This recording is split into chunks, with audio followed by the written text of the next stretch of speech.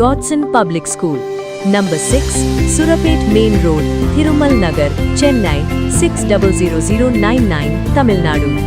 சுமன் கவி sir, இப்போ Kumar sir என்ன சொல்றாருன்னா, இதுக்கு முன்னாடி எதெல்லாம் மாநிலத்தினுடைய சுயாட்சி, மாநிலத்தினுடைய நலன் அதிமுக திமுக பேசினதோ அது எல்லாமே தவறு அப்படின்னு தான் தாவேக்காவே கொண்டு வந்திருக்காங்க. நீட்ல இருந்து பிஎம்சில இருந்து யார் கொண்டு வந்திருக்கா? மக்கள் கொண்டு வந்திருக்காங்கன்ற. அதாவது இது சார் அப்படி சொல்ல விரும்புறாரு, அப்படி சொல்றாரு. விஜய் சொன்னாரா? விஜயனுடைய கட்சிக்காரர்கள் அதை சொன்னாங்களா? அவருக்கு வாக்களித்து 35% பேர் சொன்னாங்களா? இது ஒரு விஷயத்த நான் வந்து முதல்ல சொல்லிட்டு இந்த கேள்விகளுக்கு பதில் சொல்லணும்னு விரும்புகிறேன். இன்னைக்கு மோடி மற்றும் விஜய் அவர்களுடைய உறவு எப்படி இருக்குது, தமிழ்நாடு மற்றும் இந்திய ஒன்றிய அரசுக்கான உறவு எப்படி இருக்குது, இதை பற்றி நாம் பேசுகிறோம். அப்படின்னா தாவேகா மற்றும் அந்த ஆளும் கட்சியினுடைய ஆள் இருக்கணும். ஆனால் அப்படிப்பட்ட யாரும் வர்றதில்லை. அது இங்கே வர்றதில்லை. இன்றைக்கி மட்டும் நான் 3 இடத்துல பேசுகிறேன், 3 இடத்துலையுமே வரல, யாருமே வர்றதில்லை. ஏன் சொல்கிறேன்னா, இன்றைக்கி இது யூடியூப்லேயோ அதுலேயோ போவோம், கீழே ஒருத்தர் உட்காந்து கமெண்ட் போடுவான், ஏண்டா இதை பேசுகிறீங்க தாவேகாக்காரரை ஏன் கூப்பிடலன்னு கேட்பான். அவனுக்கு நான் சொல்லிக்கிடுறேன், உங்கள் ஆள்கள் தான் யாரையுமே அனுப்பி வைக்கிறது இல்லை. உங்களுடைய நிலைப்பாடு என்ன, அதை பேசுறதுக்கு அனுமதிக்கிறது இல்லை. விஜய் பத்திரிகையாளர்களை கண்டு அஞ்சி ஓடுகிறார். அவர் மட்டும் ஓடலை, அவங்களுடைய கட்சியில் உள்ள யாரையும் பேச அனுமதிக்கிறதில்ல. ஏன்னா நிலைப்பாடு என்னன்னு விளக்கம் கொடுக்க வேண்டிய அவசியம் இல்லை. ஏன்னா நாம் அப்படி விளக்கம் கொடுத்து நாம் வரல. 41 பேர் செத்தாங்கன்னா ஏன் செத்தாங்க, எதற்காக செத்தாங்க, ஏன் லேட்டாக வந்தேன், இதை பற்றி விளக்கம் கொடுக்கல. நீங்கள் ஓட்டு போடுங்க, டான்ஸ் ஆடி காட்டுவேன் மலேசியாவில் போய் நின்று, அதோடு நீங்கள் ஓட்டு போட்டுக்கிடுவீங்க. இவ்வளவுதான் அவங்களுடைய ஃபிலாசபி. சரிங்களா? இப்போ பரந்தூர் வாரத்துக்கு வருவோம். அதுக்கு முன்னாடி சார் ஒரு விஷயம் பேசினாங்க, தமிழ்மணி சார். அவங்களுடைய பேச்சு 2 பேருடைய சார், யார் நம்ம சார் குமார் சார், இவங்களுடைய பேச்சில் சொல்வது என்னன்னா, விஜய் ஒன்றிய பாஜக அரசு அல்லது மோடி போடுகிற தாளத்துக்கு ஏற்ப ஸ்டெப்பு போடுவார், அவர் பிழைச்சிக்கிடுவார், அந்த ஸ்டெப் அவருக்கு போட தெரிகிறது, அவர் காரியக்காரராக இருக்கிறார். அப்படின்னா என்ன அர்த்தம்னா, ஒன்றிய அரசின் ஒடுக்குமுறைகளுக்கு எதிராக குரல் கொடுக்கவோ எதிர்த்து பேசுவதற்கோ திராணியற்று அடங்கி நடப்பார். நீங்கள் கூட ஒரு வார்த்தையை சொன்னீங்க, பகைக்க மாட்டாரா சார் அப்படின்னு கேட்டீங்க. இல்லை, அடிபணிந்து செல்வார் அப்படிங்கிறத அவங்க சொல்லியிருக்காங்க. சரி, இல்லை அப்படித்தான், அதோட பொருள் அதுதான். நீங்க இவ்வளவு நேரம் இவ்வளவு அழகா, அதாவது நீட் சார் சொல்லிருங்க சார், கலைஞர் சொன்னது, எம்ஜிஆர் சொன்னது, ஜெயலலிதா சொன்னது, மத்திய அரசு அனுசரித்து இருந்தா உங்களுக்கு சொல்லல. நான் தமிழ்மணி சார் பேசும்போது நீங்க கேட்ட கேள்வி பகைக்க மாட்டாரான்னு கேட்டீங்க. அதுக்கு நான் சொல்றேன், அவர் அடிவணிந்து செல்வார் அப்படிங்கிறத அவங்க வேற மாதிரி சொல்றாங்க. அவர் எப்படி, அதுவும் சொல்ற தமிழ்மணி சார் ரொம்ப நேரம் ஒரு விளக்கத்தை சொன்னாங்க. என்னன்னா, இந்த மாடு ஜட்கா வண்டி குதிரை வண்டி, நான் எக்ஸாக்டா ஒன்று புரிஞ்சுக்கிடுறேன்.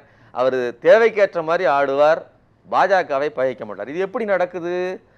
கூட்டணி கட்சியா காங்கிரஸ் வச்சிருக்கீங்க, சமூக நீதி தான் என் கொள்கை, சிறுபான்மையினருக்கு நிக்கிறதா என்னுடைய கொள்கைன்னு சொல்றீங்க. ஆனா குறைஞ்சபட்சம் கடந்த ஆட்சி திமுக காங்கிரஸ் கூட்டணி இருந்துச்சு, அங்க போய் மோடி அவர்களை சந்திச்சா அது நிர்வாக ரீதியான சந்திப்பு. அதனால அதை முடிச்சுட்டு நேரடியாக சோனியா காந்தியோ கார்கேவோ அல்லது ராகுல் காந்தியோ சந்திச்சுட்டு தான் ஸ்டாலின் வருவார். ஏன்னா இதை அரசியல் படுத்தக்கூடாது, நாங்கள் ஏதோ தனி உறவு வச்சிருக்கிறோம்னு பேசக்கூடாதுங்கிறதுக்காக அதை செஞ்சாங்க. ஆனால் அன்னைக்கு விஜய் என்ன பேசிட்டு இருந்தாரு, அண்டர் கிரவுண்ட் டீலிங் இருக்குது. எப்படி தில்லா தைரியமா தன்னுடைய சொந்த கூட்டணி கட்சிக்காரர்களை சந்திச்சுட்டு வந்தவரை பார்த்து நீங்க அண்டர் கிரவுண்ட் டீலிங்க யார் நிர்வாக ரீதியா போய் சந்திச்சா அப்படி பேசுனீங்க. ஆனா இன்னைக்கு நீங்க என்ன பண்றீங்க, இந்த மாசம் 10ஆம் தேதி போய் பார்த்துட்டு முதல் சந்திப்பு போய் அதை பற்றி எந்த பத்திரிகையாளர் சந்திப்பும் கிடையாது. பத்திரிகையாளர்கள் கெஞ்சுறாங்க, சார் ஒரு வார்த்தை பேசுங்க, ஒரு ஏதோ வாயிலிருந்து எதையும் பேச மாட்டான் அப்படின்னு நீங்க அமைதியா நீ ஓடி வர்றீங்க. அப்போ மோடி அப்போ நீங்கள் பாசிசமாவது பாயாசமாவதுன்னு பேசுறீங்கல்ல, மோடி எந்த மாதிரி இந்த 4வது தூணான பத்திரிகைகளை பயன்படுத்துகிறாரோ அப்படித்தான் நீங்களும் டீல் பண்றீங்க சார். ஆமாங்க சார், அரசியல் ரீதியாக எதிர்க்க வேண்டாம், அதே சமயத்தில் ஆட்சி ரீதியாக சில நலன்களை சலுகைகளை தமிழ்நாட்டுக்கு கொண்டுட்டு வந்துட்டோம் அப்படின்ற ஒரு புள்ளி எடுத்தாங்கன்னா அப்போ அவங்களை ரசிக்க தானே சார் செய்வாங்க. அதான் நான் என்ன சொல்றேன், நீங்க அரசியல் ரீதியாக உங்களுடைய கூட்டணி கட்சி இது காங்கிரஸ் தான். காங்கிரஸ் தலைவர்களை சந்திச்சிருக்கணுமா கூடாதா? இன்னும் கூடுதலா அடுத்த நாள் காலையில நீங்க என்னைக்கு திரும்பி வந்தீங்களோ அன்னைக்கு காலையில ராகுல் காந்தி அவர்களை சந்திப்பதற்கான விருந்து ஏற்பாடுகள் எல்லாம் தயாரா இருந்துச்சே, நீங்க தான் போகல. இல்ல அது எப்படி நம்ம இன்னைக்கு இண்டோர்ல நடந்தது இல்ல சார்.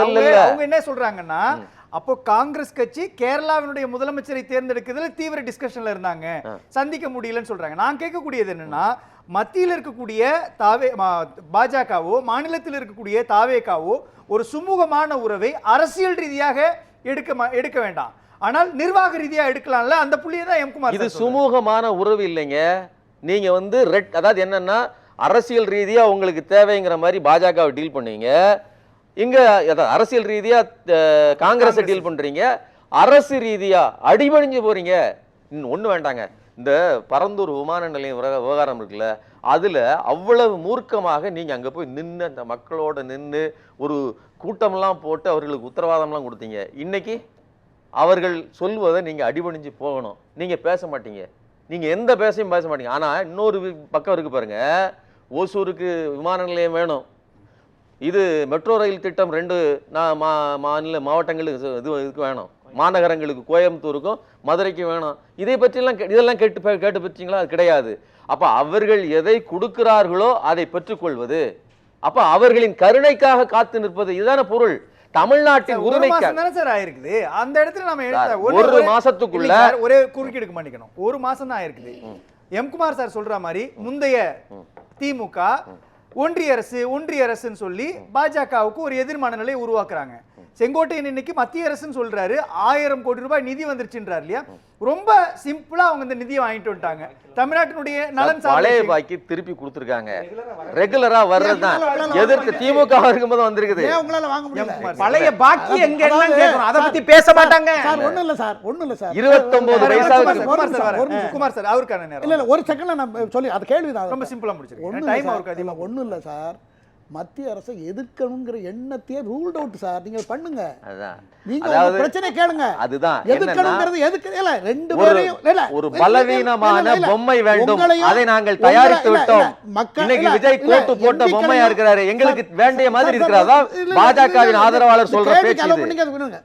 எம்பிஏவும் எம்எல்ஏவும் தேர்ந்தெடுத்து இதே மாநிலத்து மக்கள் தான். அன்னைக்கு இப்ப பிரதமர் டெல்லியில பிரைம் மினிஸ்டரா இருந்தாலும் கூட தேர்ந்தெடுத்து இந்த மக்கள் தான்.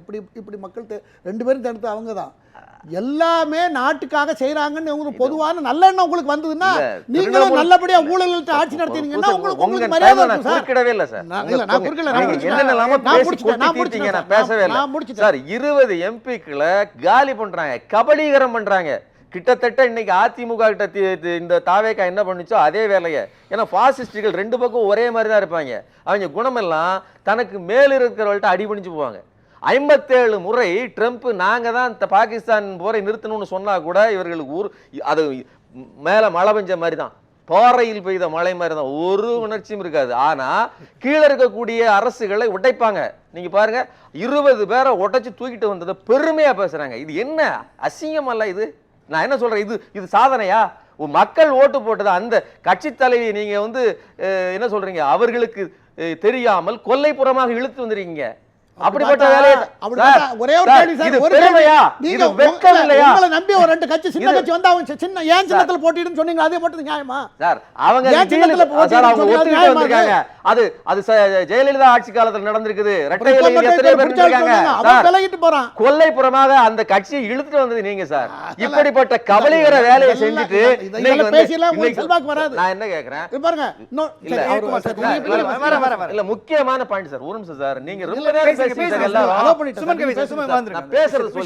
சார், ஒரு மாசத்துக்குள் நீங்கள் அவர்களை கணக்கிட முடியுமா? ஒரு மாசத்துக்குள் கணக்கிட முடியுமா?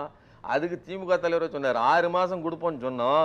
3 இல்ல 1 மாசத்துக்குள்ள எங்களுக்கு பல பிரச்சனைகள் வந்துட்டு மக்கள் பிரச்சனைக்காக தான் நான் பேச வேண்டியிருக்கிறார். ரொம்ப முக்கியமா கவனிங்க, நான் ஒன்னே ஒன்று சொல்றேன். இன்னைக்கு தென்கொரியாவுக்கு அம்மையார் கீர்த்தனா அவர்கள் அது அரசு முறை பயணமே கிடையாது, அதுக்கு எந்த அறிவிப்பும் கிடையாது, லீகலாவே போல, அது முறையான அறிவிப்பு செய்து போலங்க. ஆனா இந்த ஒரு மாசத்துக்குள் ராயல் என்ஃபீல்டு 2500 கோடி ரூபாய், சார் சொன்னதை தெளிவா சொல்லியிருக்கேன், 2500 கோடி ரூபாய் முதலீடு இங்க எம்ஓயு போட்டு இருந்தது அங்க போயிடுச்சு, ஆந்திரா பக்கம் சந்திரபாபு நாயுடு பக்கம் போயிடுச்சு. அது சரிங்களா? அதுக்கப்புறம் மசாகான் டாக்குங்கிற அந்த நிறுவனம், கப்பல் கட்டுற நிறுவனம், அது தூத்துக்குடிக்கு ஏற்கனவே எம்ஓயு போட்டு பழைய தொழில்துறை அமைச்சர் டிஆர்பி ராஜா அவர்களால் எம்ஓயு போட்டு அங்கே இது பண்ணப்பட்டது. அப்படியே ஆந்திராவுக்கு போயிடுச்சு. 29,000 கோடி ரூபாய், 45,000 வேலை வாய்ப்புகள். இதில் ஒரு 5,000 வேலை வாய்ப்பு, மொத்தம் 50,000 வேலை வாய்ப்பு. அது போக ஏரோஸ்பேஸ் அப்படிங்கிற நிறுவனம், அது ஒரு 5,000 கோடி ரூபாய். மொத்தமாக பார்த்தீங்கன்னா கிட்டத்தட்ட ஒரு 40,000 கோடி ரூபாய் ஒரு மாசத்துக்குள்ள காலிங்க. இந்த அம்மா கச்சேரி, தளபதி கச்சேரின்னு வீடியோ வைரல், சரிங்களா? இப்போ இந்த வீடியோ வைரல் ஆயிட்டான்னு தான் பார்க்குறாங்களே தவிர எதுக்காக போனாங்கன்னு அஃபீஷியல் அறிவிப்பு கிடையாது. எவ்வளவு முதலீடுகளை ஈர்த்தோங்கிறதுக்கு எந்த டிரான்ஸ்பரன்சியும் கிடையாது. ஒரு ஹுண்டாய் நிறுவனத்தை சந்திச்சாரு முதல்வர். அது எதற்காக சந்திச்சாரு, எவ்வளவு கையெழுத்தானுச்சு, எவ்வளவு எம்ஓயு இதானுச்சு, எதை பற்றிய தகவலும் கிடையாது. இப்படிப்பட்ட மூடு மந்திரமாக தமிழ்நாட்டை சூழ்ந்து இருக்கிற ஒரு மிஸ்ட், கண்ணு தெரியாது பக்கத்துல, அதே மாதிரி மூடு பனியாக இப்படி ஒரு அரசு வந்திருக்குது. ஒரு மாசத்துக்குள்ள நீங்க கேட்டீங்கல்ல, ஒரு மாசத்துக்குள்ள நான் சொல்றேன் 50,000 வேலை வாய்ப்புகள் பிளஸ் நீங்க ஏரோஸ்பேஸ்ல ஒரு 1000 வேலை வாய்ப்பு வச்சுன்னா 51,000 வேலை வாய்ப்புகள் பிளஸ் 40,000 கோடி ரூபாய் முதலீடு போயிடுச்சு ஆந்திராவுக்கு. நீங்க போயிட்டீங்க. இதுதான் இந்த தாவேக அரசு. அதனாலதான் பதற வேண்டி இருக்குது. ஒவ்வொரு மாசமும் 50,000 கோடி முதலீடு போகுதுன்னா என்ன நிலைமைக்கு ஆகும்? ரொம்ப சுருக்கமா சார். இதுல 3 பாயிண்ட் கொடுத்துருக்கீங்க. 3ஓட சேர்த்து மோடி, அமித்ஷா இவர்கள் போடுகிற தாளத்துக்கு ஏற்ற மாதிரி விஜய் நடனம் ஆடுவார் அப்படிங்கிறதையும் சேர்த்து கொடுத்துருந்தீங்கன்னா அது சரியா இருந்திருக்கும். இவங்க 2 பேரும் சொன்னது கிட்டத்தட்ட அதுதான். இப்போ ஒரு விஷயத்தை மட்டும் சொல்றேன். இவர் கொள்கை ரீதியாக சார் சொன்னாங்க இல்லையா, நான் மதவாத சக்திகளுக்கு எதிரானவன் அப்படின்னா உங்களுக்கு எந்த விதத்திலையும் மதவாத சக்தியை எதிர்க்கிறதுல இடைஞ்சலே கிடையாது. நீங்க இந்தியா கூட்டணியோட இணைஞ்சிருக்கலாம். ஆனா எவ்வளவு லாபகமா இருக்காரு பாருங்க. நான் எவ்வளவுதான் மைனாரிட்டியா எவ்வளவுதான் இதுல இருந்தாலும் பாஜகவை வாய் திறந்து பேச மாட்டேன். எப்படி தனக்கு, அதாவது ஆட்சிக்கு வர்றதுக்கு முன்னாடியே நேரடியான பாதிப்பு தன்னுடைய திரைப்படம் வர்றதுக்கு வெளியிடாமல் தடுத்த பாஜகவை குறித்து அப்போதும் பேசலை, இப்போதும் பேசலை, எப்போதும் பேச போகிறதில்ல. நீங்கள் இந்த இடத்துல சரியாக புரிஞ்சுக்கணும். தர்மேந்திர பிரதான் இருமொழி கொள்கை விவகாரத்தில் தான் கடுமையாக பேசினார். தமிழ்நாட்டுக்கு நிதியெல்லாம் தர முடியாதுன்னு. அப்போ அன்றைய முதலமைச்சர் சொன்னார் 2,500 கோடி இல்லை 10,000 கோடி நிறுத்தி வச்சா கூட நாங்கள் அந்த திட்டத்தை அனுமதிக்க மாட்டோம்னு. அப்போ அப்படிப்பட்ட கொள்கை கோட்பாடு உங்ககிட்ட இருக்குன்னு சொல்றீங்க.